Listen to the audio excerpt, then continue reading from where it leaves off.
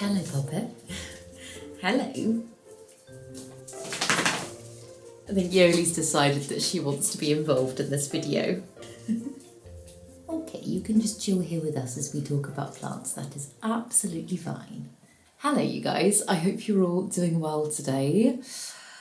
As you will know, if you are up to date with my other videos, I took a pretty hard plant care break recently due to health-related pregnancy things, meaning that I have lost quite a lot of plants in my collection and I've had so much drama to deal with my other plants. I've just had so much rehabbing, so many things going wrong, as you can imagine. So today, on a slightly more positive note, I thought I would take you through some of the plants, perhaps more unexpected ones, that actually have done really, really well. They have had pretty much zero care from December to like mid-February, and miraculously they've done really well. So yeah, I thought I could take you through all of them and talk about whether I think it's the plant itself that's really hardy, whether it's something that I've done to kind of set the plant up in a certain way, or a mix of different things. So yes, that is the plan today. But first, if you're new here, hi, my name's Claire and this is Yoli. I make videos all about houseplant care, sharing tips and tricks I've learnt over the years to help keep your plants happy and healthy. And yeah, there are quite a few that I've brought over that I feel like you might be quite surprised about.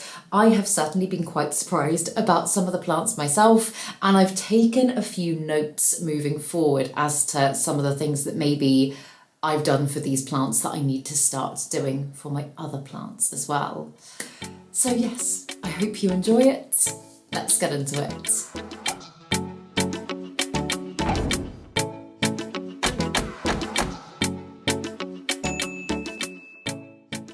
So before I take you through the plants, just a very quick update with me. On the whole, things are pretty good at the moment. There are lots and lots and lots of ups and downs and complications that come with twin pregnancy that I am learning about. But above all, the biggest thing that is still hitting me is just the tiredness. Like, I have been so unbelievably tired in a way that I don't think I've ever been before in my life, meaning that there have been some days that I've set up to film videos and I've started recording and I'm just like, no, I can't do it. But in between those points, I have been back in my plant space. I have been doing things to make my life a little bit easier. I've just been really enjoying my plant care again, which has been such a lovely feeling because obviously it's such a massive part of who I am. I get so much joy from it, and it was so heartbreakingly sad not being able to just immerse myself in it when I was feeling so unwell. I'm still managing the unwellness as well. As I say, I have good days and bad days, but yeah, typically doing much better. And babies are doing well as well. So that's pretty much it. Plants. That's what I was going to talk about next. Plants. So I have brought over one of my aglaonema. This is my aglaonema Silver Queen. But I don't want to just specifically talk about this aglaonema. I want to kind of group my aglaonema in semi-hyrdo and in soil together, because it's just been really interesting. I obviously, if you watch my other videos, you'll know I passionately love aglaonema. It is one of my favourite genus of plants. I just think it's stunning. I think it's so beautiful. Its foliage is just incredible. And for a plant that is so dramatic and so diverse, because you can get so many different types of aglaonema, it is just very hardy on the whole. And I always talk about it as being a fantastic beginner plant and all of these things. And I feel like the hardiness of the plant has really been proven for me over the last couple of months, because loads of my aglaonema have thrived. They have done so well. I've got some in the living room that have been throwing out new growth and I'm like, what the heck? I haven't done anything to you. But that is the ones that are grown, as I say, in semi-hyrdo, which I've spoken about before. If you've got questions about semi-hyrdo, I will link a specific video on it below this video because I'm going to talk about it a lot in this video. But what I really have noticed is the contrast between my aglaonema in semi-hydro and my aglaonema that have been in soil. And this is one of just many, many, many examples. It's still done okay considering this one. As I say, I think I've got maybe 5 or 6 that I've still got in soil, and that none of them have died, none of them have given up completely, which is pretty miraculous considering I neglected them for a very long time. This one here I think is is it lemon lime or matcha lemon or something? As you can see, this plant is still alive and as always actually looks much more vibrant and beautiful on camera, but it has got issues. This one now has root issues that I've got quite a lot of rehabbing to do. It's lost some leaves. It is trying to put out a little bit of new growth at the bottom, but again, that is very floppy and not very happy. And this doesn't take away from the fact that this is a very hardy genus. I still stand by that, but it has just confirmed to me that this is a genus that in my experience does much better, especially if you don't have the time to dedicate or the consistency to be able to give to your plants. It does just do much better in semi-hydro because all of my plants got very, very dry. All of them went without nutrition. All of them went without anything for quite a long time. And all of the ones that I've got in semi-hydro just kind of wilted a little bit and kind of signaled to me when they needed something doing to them. And all of my ones in soil took a way more dramatic turn and didn't cope as well, which I thought was really interesting. The other great thing, obviously, about having like any plants in semi-hydro is that you don't have to monitor the water quite so much. Like, it's much harder to overdo it because you're not working with like an organic substrate. So on the days where I kind of looked through into this space and I was like, oh no, I can just see death happening, I was able to say to Ross, the ones in semi-hydro, please can you go and just throw some water on them? And touch wood, I haven't had many issues with those plants. So yes, as I say, moving forward, I think I am definitely going to get all of my aglaonema into semi-hydro. I love that way of growing for it. And as life gets busier for me and as my time, I hope to still be able to dedicate lots of time to plant care, but as there's going to be times where I am going to have weeks where life just takes over and I'm not going to be able to do as much plant care, and then there's probably going to be weeks where I get to do a little bit more because I'm not going to necessarily have predictable consistency, which I know lots of us don't have in our lives. I think one of the things I'm going to do to make my life easier is make the transfer to semi-hydro. So yes, that is the first plant. But as I say, this really does apply to all of the aglaonema in my collection. And another one that I'm so happy to say has done really, really well is my Anthurium El Condor. And this is one of my favourite anthuriums. I've banged on about this one so much over the years because I am just absolutely obsessed with the form that this plant gets as it gets older and older. I got it when it was really teeny tiny and all of its leaves, let me take it out of this and show you properly.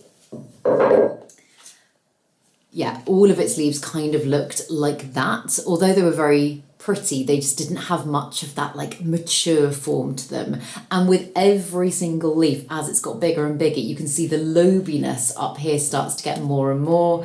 And on its most recent leaf here, it started developing those ruffles down the side as well, which I just love. Like, it's funny, having this time away from plant care has really made me realise which plants I truly, truly, truly, truly love and which I might just be obsessed with for the moment, if that makes any sense at all. Like, this is one that I was just like, no, I cannot let this plant die. I love it too much. And this one's grown in, so I'm doing a no drainage container for it at the moment, which has worked quite well and again does keep things very low maintenance. And I've got a layer of semi-hydro on the bottom there, and then I've just got a chunky soil mix on top with sphagnum moss on top of that. And although lots of anthuriums do like a lot of aeration around their roots and might not be happy growing in this way, this one seems to have just done really well. As I say, it has remained very low maintenance, and usually for me a really good signal that this plant needs a drink is when the sphagnum moss on top goes dry. And there have been many times recently where the moss has gone very dry and I haven't done anything about it. And I was, as I say, very worried about this plant, but as you can see, it is actually starting to give me a new leaf, which I don't know if that new leaf is going to suddenly show signs of damage that I can't yet see, but the foliage that it's got would suggest that everything is okay. So I actually think that although I've set this plant up in a way that clearly works for the time being, I think this is probably more down to the hardiness of the plant. I think, well, I know in fact, because I've got lots of other anthuriums that I grow in a very similar way that have not done so well. So yeah, despite the fact it's quite an unusual one that you might look at and go, oh God, that looks difficult, because it does resemble lots of other types of anthurium that I personally struggle with. It is one that is not as difficult in my experience. And the other thing that I was going to say as well is that I had 2-3 months of not running my humidifier pretty much at all. So the humidity in this space dropped very low. And this is one that obviously likes higher levels of humidity and thrives in higher levels, but doesn't really have any signs on any of the leaves that it has been surviving in slightly lower levels of humidity. I think the lowest it typically drops to in my space is about 35. I obviously try to keep it much higher. I love it. I'm just looking at my thermostat now with my humidity reading on it. I love it if I'm able to keep it at 60 or above, but that's not always realistic when you've got other things going on. So yeah, it's one that's just done really well and I'm really happy about, and I'm really excited about, because this new leaf I think is gonna be epic. So yeah, it is actually probably due for a repot. You can see it's got those beautiful pink roots that are reaching all the way down to the bottom. And this one has been potted like this for about a year, I would say, maybe just over a year. So I think it's definitely time to do more with this plant. And I am kind of starting to make a few changes in my planty space in regards to taking things out of their pretty pots, which again is very sad. It's only temporary. I plan on putting them back at some point, but just focusing on more practical solutions like introducing mass drainage trays and using ways of growing such as this in a way that kind of means I'm able to care for lots of plants at once instead of just one by one, like one pot by one pot. So yeah, I will chat to you more on that soon. But for that reason, I think when I come to repot this one, I probably won't do a closed drainage vessel again. I will probably do a pot with drainage and grow it in a mass tray with others with similar care requirements. Did I explain that really badly? I feel like I explained that really badly. Basically, in a nutshell, I've started doing it already for some of my plants over on these shelves. I'll put some clips in so you can see, but I've basically just put some pull-out trays there so that I can pull out groups of plants instead of just one plant at a time. And I'm thinking by putting a layer of semi-hyrdo on the bottom of each of those plants' pots, if I need to kind of replicate something like this on a mass scale, I can do so without having to just care for one plant at a time. I hope that made more sense. That makes sense to me. But yeah, so that's my plan for this one next. But in the meantime, I'm just really happy it's doing so beautifully well. And this next one might surprise you. I've actually put this one on a little dolly so that I can kind of put it around and manipulate it, because it is very heavy and very big now. And in fact, I'm going to have to put some clips of this plant on the screen because you literally can't see it, it's so big. But this is my variegated Florida Musa, my Musa Florida, in fact, variegata. And this is a plant that I did not expect to have on this list because it's a plant that's quite well known for being quite finicky. And I don't think, just straight off the bat, I don't think it is down to the plant. I think it is partly down to the way that I'm growing this plant and partly down to the acclimation of this plant. And I will come back to both of those things. But with this plant, I got it probably about a year and a half ago now at this point as a teeny tiny plant. I think it was an import from Downtown Plant Club. And when I first got it, the plant looked a little bit battered. It wasn't totally happy. And I ended up losing pretty much all of the leaves on that plant and chopping its roots back because the roots were awful. I thought I was going to lose the plant. I put it into my cabinet, put it in sphagnum moss, and amazingly, the plant just flourished. Like it grew a whole new root system, and it was like, woohoo, I'm happy. But I was still a little bit scared of this plant for a while. I was like, it feels like one that is just very susceptible to environmental change. It just feels like one that's going to be a bit temperamental, basically. And so I eventually got it into semi-hyrdo, and it seemed to like that, and it grew very, very quickly. And so, yeah, I've just kind of kept sizing up the semi-hyrdo pot that this plant is in, and it's now in, I mean, to be honest, it could probably do with another pot upgrade, but I think it will be okay if I don't do that for a while. It's currently in, I think, probably a 25, 30 centimetre pot. But as you can see, the plant is getting huge. But when I wasn't able to do any plant care, this is one of the ones that I was just like, oh my God, I feel like it's going to suffer. I really feel like all of the hard work I've put in with this plant is not going to be for nothing, but like, is just, I don't know, I just felt like this was one of the ones, if I had to say in my collection, this would probably have been in my top 5 most dramatic plants that I think are likely to take a turn. And amazingly, it hasn't. So firstly, like I say, I do think that is due, again, to semi-hyrdo. I think the fact that it kind of stores moisture in it and it wicks moisture up more means that the root system as a whole is kind of able to be better targeted perhaps than if it was just in soil. I know, like, if soil dries out, I found that it can often kind of wick the moisture from the roots quite quickly, meaning that if you then do go ahead and water that plant, you're dealing with issues such as root rot and whatnot. And it's not to say that it can't happen with semi-hyrdo as well, but I have just found it less likely to happen. Like, there have been far fewer cases, and believe me, like, I have let plenty of reservoirs go dry in my time of using semi-hyrdo, but I've just found it much less likely to happen. So again, this is another one that, because I wasn't worried about the overwatering aspect quite so much, I was able to say to Ross here and there, would you mind throwing some water on it? I think it maybe got like 1 or 2 waters in 3 months, which is not a lot, and it definitely needs more. This is a very thirsty plant and one that requires actually quite a lot of nutrients, but it's done really well. It's done really well. It is absolutely huge now, and it's just unfurled the most beautiful new leaf, and I can see already it's got another leaf kind of inside the petiole of that one that is getting ready to unfurl as well, which is just crazy. But the other thing that I did touch on at the beginning is acclimation with this plant. And as you guys know, whenever you bring a new plant into your home, there is an element of acclimation or adjustment that your plant needs to go through in order to be happy in your environment, in order to thrive. Even if you've got the best setup in the entire world, if your plant has come from like a glass house tropical environment and you plonk it in a home environment, there's always going to be an element of adjustment.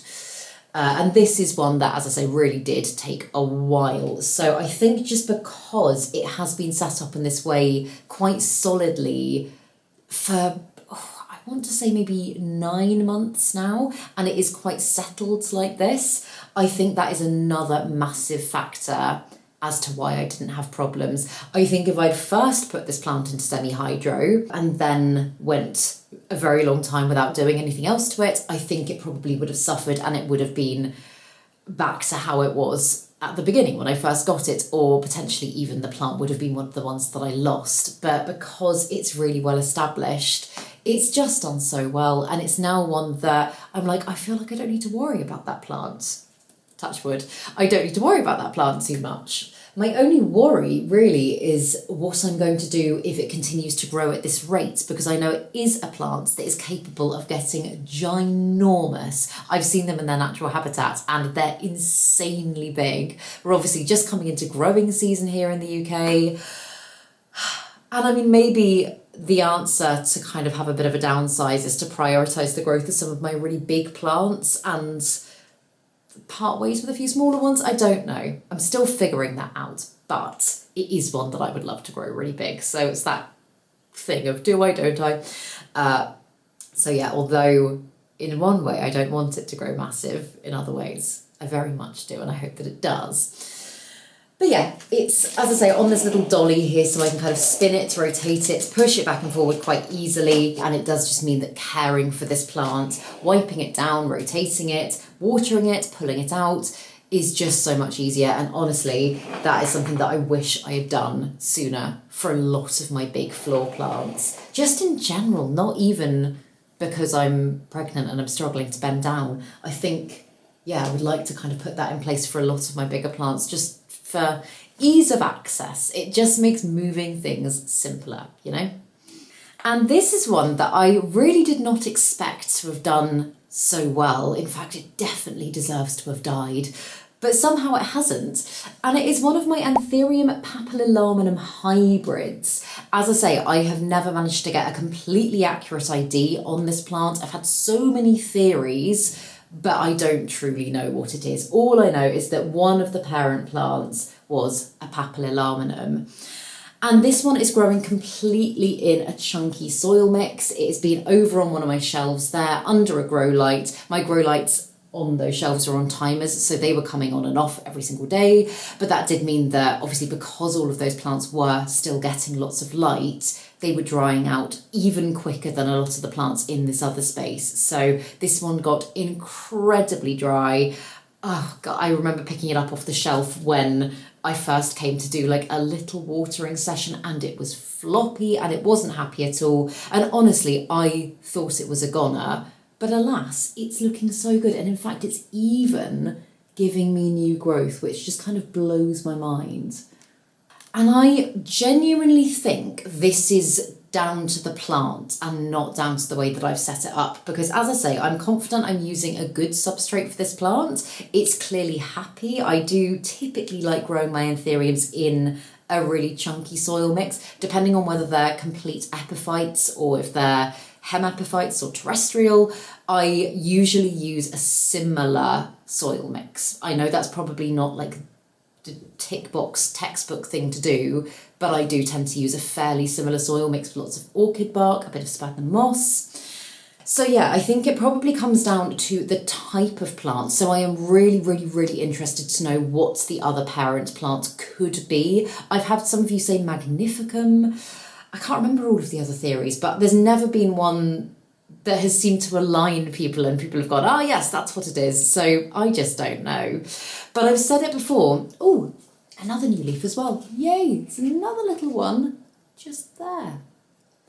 Yeah, I've said it before. I have found that in the past, just in my time of owning Anthuriums, that hybrid Anthuriums, as opposed to just like one pure species within the genus, are typically a little bit hardier and more resilient. And I think that is just kind of like the same reason as when you breed anything. Like if you've got two separate gene pools coming together, a lot of the time, because you've got a diverse gene pool, it does create a slightly stronger plant. I also suspect that perhaps this one was propagated not from tissue culture. In fact, no, this was a tissue culture plant. Oh, how strange. I was going to say that this one was propagated by pollination and harvesting berries and planting seeds, as opposed to cloning through tissue culture. But I actually got this plant as little tissue culture babies. So that's really interesting, because a lot of the time I have found that in my experience, tissue culture plants can be a little bit more susceptible to just everything. They can be more susceptible to root rots, they can be more susceptible to environmental change, they can be more susceptible to so many things. And I completely forgot that this was a tissue culture plant. So interesting. I honestly don't have the answers then. So yeah, what are your thoughts and theories? Why do you think this could be? Because like I say, I've got other species of Anthurium that have really not done well for me. I know some are more difficult than others, but this is one that I didn't expect to have flourished in the way that it has. And I definitely didn't expect it to be bouncing back so soon and giving me new growth. So yeah, I'm very, very happy it's done so well. I'm also thinking at some point I might try and Claire a couple of years ago would never have done this, but I might try creating like a combined Anthurium planter with lots of my Anthuriums with similar care needs. Kind of like I did with my Alocasia planter, if you watched that video recently, because I love that. I think it looks so lovely and it has made my life already so much easier. But this is obviously one that is quite compact, like its growth doesn't have like extremely long petioles. So I'm thinking this would be quite a nice one to have around the bottom to just kind of add something to a group planter. So yeah, I'm very, very tempted to do that. I haven't put motions in place to start, but I may well do that. But yeah, I absolutely love it. And you know what? It's given me just like a newfound appreciation for that plant. I feel like it's one that I could kind of, not overlook, but it wasn't like the apple of my eye plant prior to all of this. And I'm not saying that it's like my favourite plant ever, but I really have just been like, this plant is a fighter. And now I need to fight for this plant, you know. So yeah, very happy that it's still here and that it's doing so well. And another one that I am just thrilled about, and this is one of my favourite plants. It has been one of my favourite plants for as long as I can remember now, but it is the Begonia goegoensis. And I lost so many begonias during the time where I wasn't looking after anything, and I was so worried about this one because this is not only one of my favourite begonias, but as I say, it's been one of my favourite plants. I actually found out recently that it might not be a pure goegoensis. I was chatting to Emma about this and she actually thinks that perhaps it's just seen a thrip on it. No. She thinks that perhaps it's a hybrid.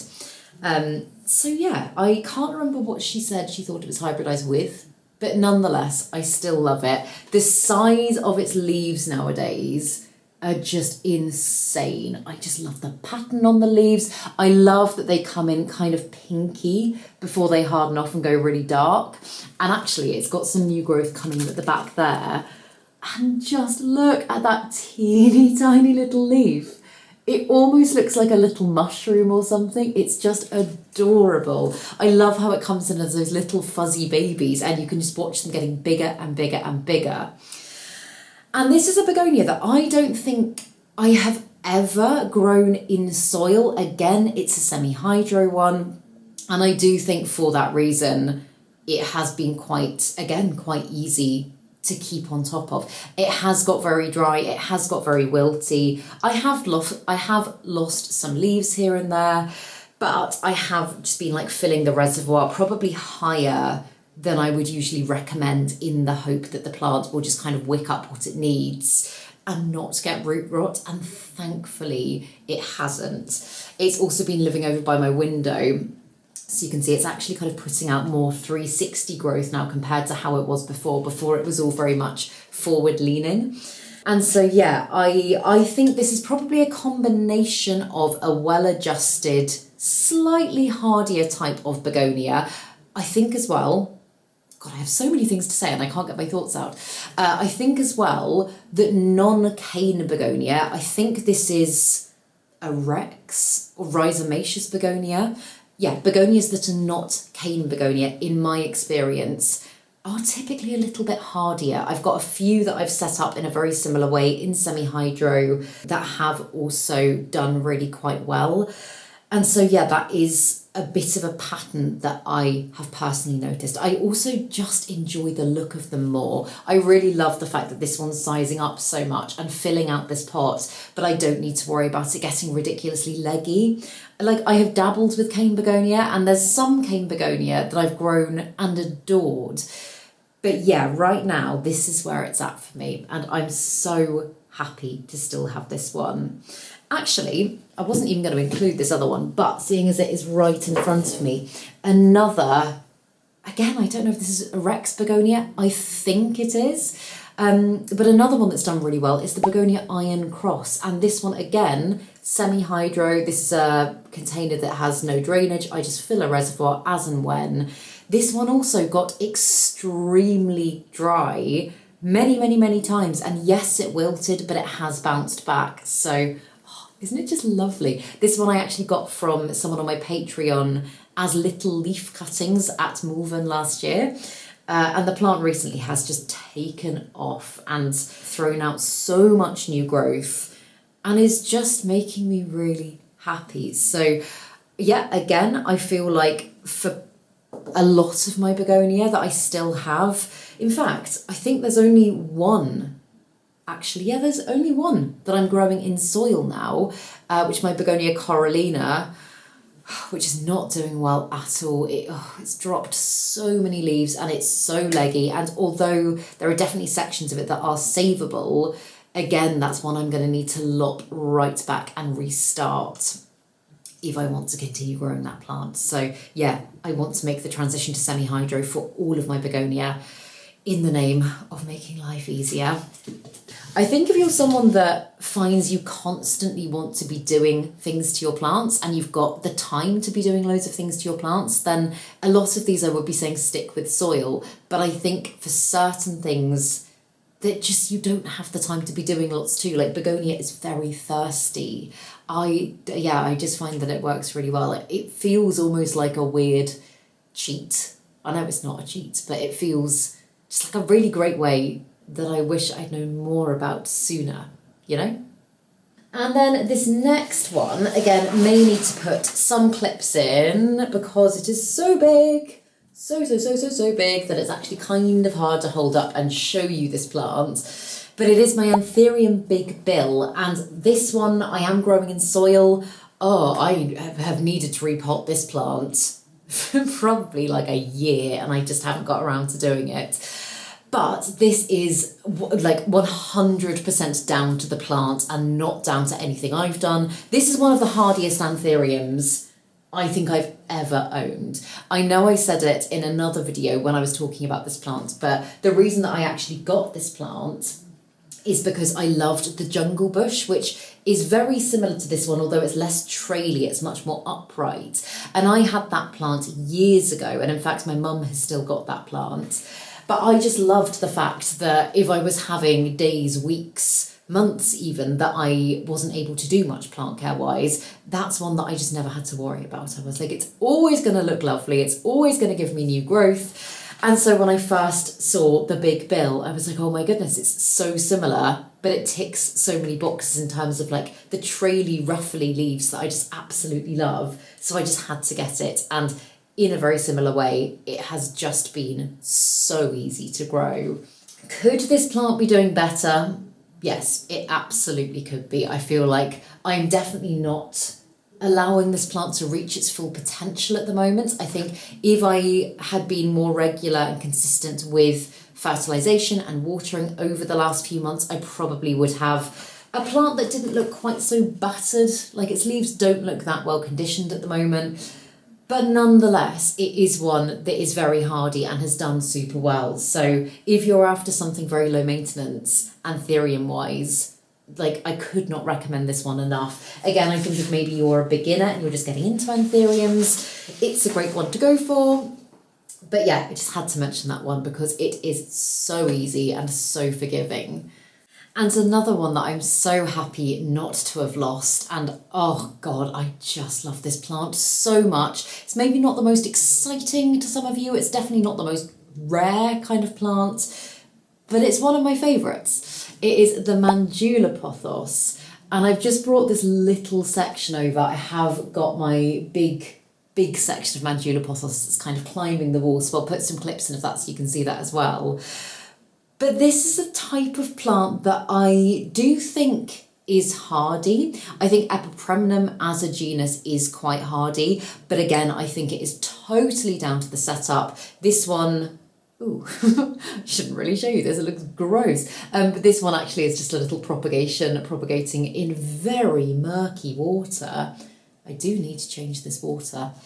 But is doing really well. And the mother plant I have put now in semi-hyrdo as well. You'll see there's a common theme here. And yeah, just bearing in mind that I did lose other types of Epipremnum over the last few months. I lost one of my Epipremnum aureums. I lost my Epipremnum global green. yeah, there's been various other epipremnum deaths that were in soil. Again, like, God, it sounds like I'm promoting semi-hydro. I'm not, and I don't make a penny off like any semi-hydro promotion. But it has just really allowed me to be able to maintain my collection so much better. And yeah, this is a plant that has really thrived. And actually, because my main section of it is kind of like tucked up around the corner, unless I'm in my plant room looking out, I don't really notice it that much. So I think it had water thrown on it once, maybe twice max, and like that water wasn't monitored or anything. But yeah, as I say, when I walk into my plant room now and I look at it, I'm like, oh my God, it has put out so much new growth. And that's from having like barely any moisture in the reservoir, which blows my mind. So yeah, I just adore it. And this actually, it's not a non-toxic plant. Unfortunately, epipremnum is mildly toxic, I believe. But this is a type of plant that I, up high, would really like to grow in our nursery when we set that up. We've been talking about various things that we'd quite like to set up and grow, or I would quite like to set up and grow in a very low maintenance way when we create the room for our little ones. And I would love them to have some plants in there because I think it's so stimulating for the brain and I think it's lovely to look at. And I really want to raise planty children. So yes, this is one that I would very much like to have in there, set up in the same way. Like I say, again, I really think this is a combination of hardy genus and set up well.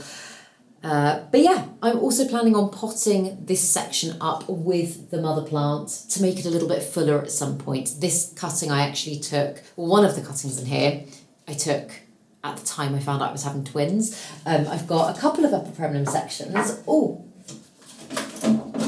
my goodness, this one here, this is just an epipremnum aureum. I think I might have shown you this in a video already. I can't remember if it was Patreon or here, but I think it was here. I took this cutting the day that I found out I was pregnant, I think, or a couple of days after. And I was just like, it would be interesting to track the growth of me, my babies, and the growth of the plant. I obviously thought at that point it was just one baby. And then when I found out I was having twins, I should have done it sooner. Further along when I found out I was having twins, I also took a Manjula pothos cutting, and now I've got two. So yeah, those are the two things that I would like to have planted in the nursery. What's next? Another semi-hydro one. Might surprise you because it is an Alocasia. This is my Alocasia regal shield, which again is so big nowadays, so ridiculously big. It's kind of hard to get in shot and show you. I've said it before, but this is hands down my easiest Alocasia. I think just in general, in terms of what it can cope with, what it can tolerate, just the hardiness of this species of Alocasia, it is really up there. Like, there's a lot of Alocasia that if you were to neglect them even slightly, or if you were to dare move them out of like a really highlight spot, they would kick up a stink so quickly. And this one really is so adaptable compared to so many others. But that being said, again, I grow pretty much all of my Alocasia nowadays in semi-hydro. I just find it's the best way, the easiest way. I'm not going to talk anymore about semi-hydro because I think you know by now that I really quite like it. But yeah, it has just meant that this one has kept going. It's thrown out, I think, 2 new leaves. I have chopped a couple back. It did lose some as well, but the plant is still growing really well, really well. It also needs a massive pot upgrade because it is getting so big, but I'm just really happy that it's doing so well. And I've spoken so many times before about this Hoya, but my Hoya gracilis, this one is miraculous. I don't know if I've ever encountered a hardier plant, and I want to group it even in with my plants that are pure succulents, like cacti and succulents. This one is a semi-succulent. Obviously Hoya has very succulent foliage, but it doesn't fall into the purely succulent category.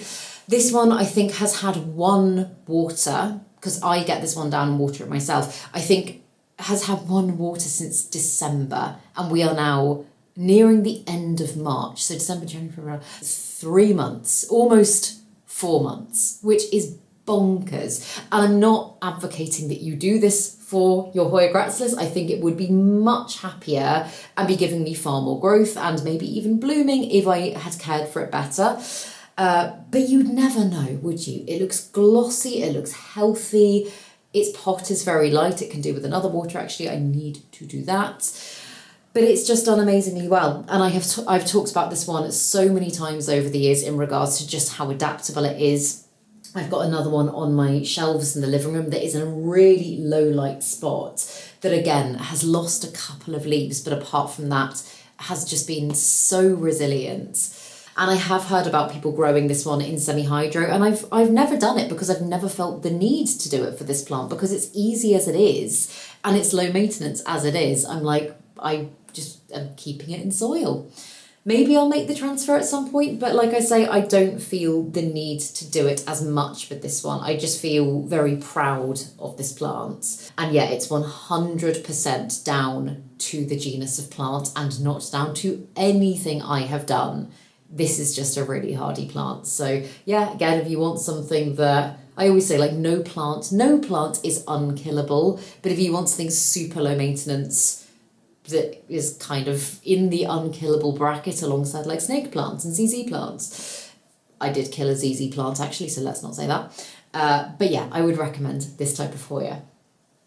And then finally, one that I don't speak about enough but is absolutely gorgeous is the Dracaena goldiana, and this one has just done amazingly. Again, it is in semi-hyrdo, of course it's in semi-hyrdo, but I don't think it's one that necessarily needs to be in semi-hyrdo. I did have this plant growing in soil before, and I haven't noticed any significant change, good or bad, in its growth since I've transferred it. I do just think that, yeah, the reason that it perhaps was able to go so long with very little care was because of the fact that it's in that. This one got a few sporadic waterings, and when I say waterings, it lives on the windowsill that is by the sofa that I spent a lot of my first trimester on. So if I had my water bottle with me, I would occasionally kind of pour some water onto it. But it definitely hasn't been monitored. There has been no... I really haven't done anything to this plant, and there's been times where I looked at it and I've kind of gone, oh God, have I just given it too much? Have I not given it enough? And it's one that I would say I'm still kind of sussing this plant out. I've said it in other videos before, but its leaves always look a little bit curly, and I'm like, is that down to me or is that just how the plant is? But the more pictures I see of this plant and the more I hear from you guys, the more I kind of think that maybe this is just how the plant is. It is a bit dry at the moment as well, so the curliness is probably not being helped by that.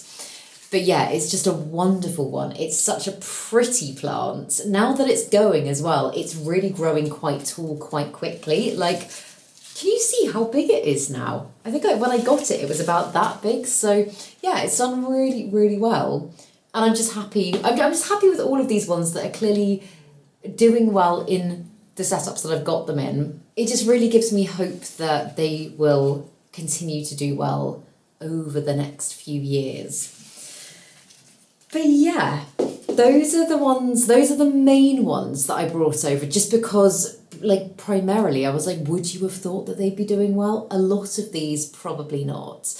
But yeah, if you've got any that are just ridiculously hardy and you neglect and don't do much to, and they still look amazing and are doing well for you, comment them down below. I'd love to know what they are. But yeah, I hope you have enjoyed this video. I've really enjoyed making this video, actually. I've been looking forward to making this video for a while, so it's nice to be able to sit down and chat through some things with you. But yeah, if you have enjoyed this video, firstly, give it a thumbs up, it's free. If you would like to support my channel further and get some bonus content as well, I do have a Patreon. I will link it down below. Feel free to check it out. Equally, no pressure. But yes, if you enjoyed this video, thumbs up, subscribe to my channel, also free. Have a lovely day, and I will see you in the next video.